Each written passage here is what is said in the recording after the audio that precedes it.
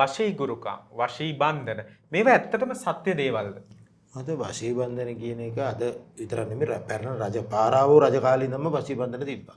වශිය කියන්නේ ඔයා මා හා සම්බන්ධ වෙන ප්‍රමාණය. වශී ගුරුකම කියන්නේ තමගේ කේන්දර හරහා තමගේ ලැබීමක් තියෙනවා නම් ඒ මනුස්සයා තමගේ ළඟට ගන්න එක විතරයි. අද ඊයේ කතාව අපි දැන් තැඹිලි කතාවත් අලුත් කතාවක් කියලානේ. ඒතර මේ තැඹිලි කතාව පවා විද්‍යාවක් පෙන්වන කරේ මේ ශාස්ත්‍රයේ වාදු කරන්න තමයි.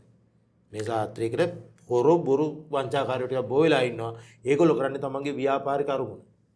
ෆෝන් එකෙන් කතා කරලා අනේ මට අර මහත්තයාව සම්බන්ධ කරලා දෙන්නකෝ. මගේ මහත්තයා වෙන සම්බන්ධතා තියෙනවා ඒක දුරු කරලා දෙන්නකෝ කියලා කතා කරාට සංසාරයේ කොතනකෝ බැඳීමක් තියෙනවා නම් ඒ බැඳීම කැඩෙන්න තියෙනවා නම් ඒක කැඩනවා මහත්තයා. සෙත්මින ඇස්ට්‍රෝලොජි සෙන්ටර් YouTube නාලිකාවෙන් ඔන්න අපි අද දවසේත් කතා බහ කරමින් ඉන්නේ.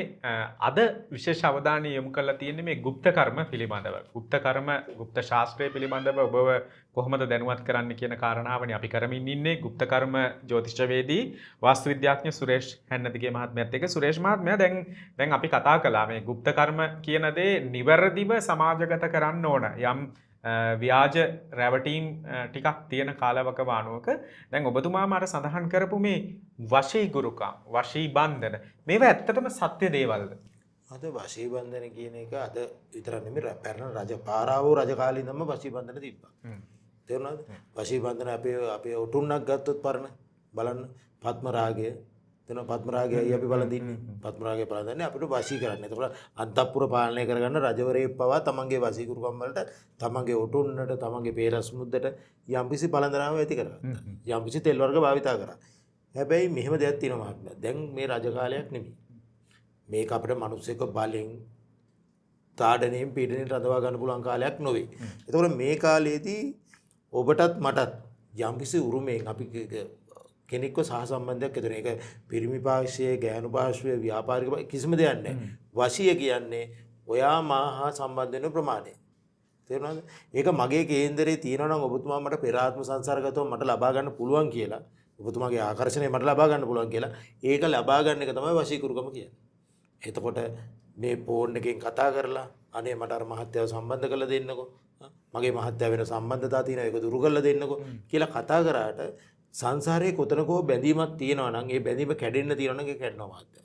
ඒ කැඩීමත් ඒ ස්ථානයේදී අපිට කරන්න පුළුවන් සාන්ති කර්මයෙන් මගින් සුව කරගන්න පුළුවන්. හැබැයි වශී ගුරුකමක් කියන එකක් කරලා ඒක බඳව ගන්න බෑ. වශී ගුරුකම් කරන්නට පුළුවන් ක්‍රම ටිකක් තියෙනවා. එකක් ඔයත් මාත් අතර සහසම්බන්ධය ඉතාමත් හොඳින් තියෙන්නට ඕනේ. ඒ කියන්නේ ඔය සහසම්බන්ධය කරන දෙන්න අතර පෙර ආත්ම සංසාරගත බැඳීමෙන් ග්‍රහ බලපෑම් හරියන්නට ඕනේ. ග්‍රහ බලපෑම් හරි ගියොත් අන්න මට පුළුවන් ඔබතුමාගේ වශී කර්මය හරියට කරලා දෙන්න. මාත් එක්ක සම්බන්ධ නැහැ ඒක දන්නවා.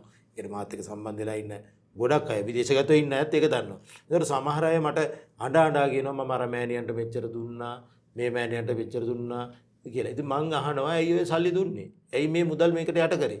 තමන්ට කරගන්න පුළුවන් දෙයක් තමන්ගේ වශී තමන්ගේ කේන්දර දෙක බලලා හදා ගන්න නැතුව නිකම් බොරුවට කොහෙවත් යන මිනිස්සුෙක් අපි කොහොම සම්බන්ධ කරවන්නේ? එහෙම කරන්න බෑ මම.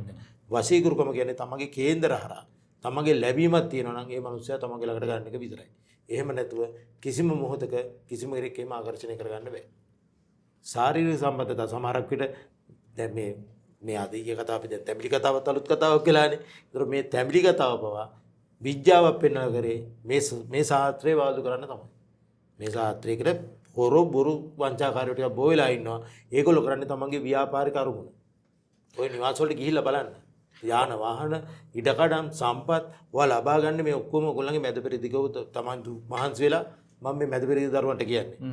ඒ දුක් මහන්සිලා හම්බ කරපු සල්ලි තමයි මේගොල්ලෝ මේ අහනවන සැප සම්පත් ලබන්නේ. ඒක කෙටි කාලයක් වුණත් පුතා ඕගොල්ලන්ගේ මුදල් ඕගොල්ලෝ නිකරුණේ නාස්ති කරන්නට එපා. කේන්දරේ බලන්න, තමන්ට ගැළපෙන දරුවෙක්ද බලන්න, අනුන්ගේ පෞල් ජීවිත කාලේ තමන්ගේ පිටමනුස්සයෙක් තමන්ගේ සම්බන්ධ කරගන්නට යන්නට එපා. පිට ගැහණියගේ පෞල් ජීවිතයක් කඩන්නට යන්න එපා.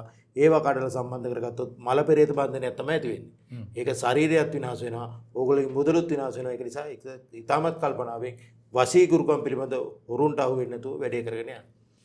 මේකේ තියෙන මොකක්ද ඇත්ත නැත්ත කියන කාරණාව පිළිබඳ මූලික හඳුන්වා දීමක් අපි කළේ. අපි ඇත්තටම ඉදිරි වැඩසටහන් වලදී මොකක්ද ඇත්තටම වශී කර්මයක් කියන්නේ සහ එය ඔබට වැදගත් වෙන්නේ කොහොමද කියන කාරණා පිළිබඳව කතා බහ කරන්න සූදානම්ින් ඉන්නවා. ඉතින් අද අපි කතා කලා සෙත්මින ඇස්ට්‍රලෝජි සෙන්ටර් YouTube නාලිකාව හරහා ගුප්ත ශාස්ත්‍රයේ ගුප්ත කර්ම පිළිබඳව ටිකක් වැඩිපුර ජ්‍යොතිෂ්‍ය ගැන අපි කතා කරනවා, වාස්තු ගැන කතා කරනවා, ගුප්ත කර්ම ගැන කතා කරනවා. මේ ආශ්‍රයෙන් එන තවත් බොහෝ ශාස්ත්‍ර ගැන ඉදිරි වැඩසටහන් තුලදී අපි කතා කරන්න බලාපොරොත්තු වෙනවා. ඉතින් මේ ශාස්ත්‍රයේ අත්දැකීම් බහුල ගුප්ත කර්ම ජ්‍යොතිෂවේදී වාස්තු විද්‍යාඥ සුරේෂ් හැන්නදිගේ මහත්මයාත් එක්ක අපි කතා කළේ. ඔබතුමාට සමු දෙනවා අයිබෝන් කියලා.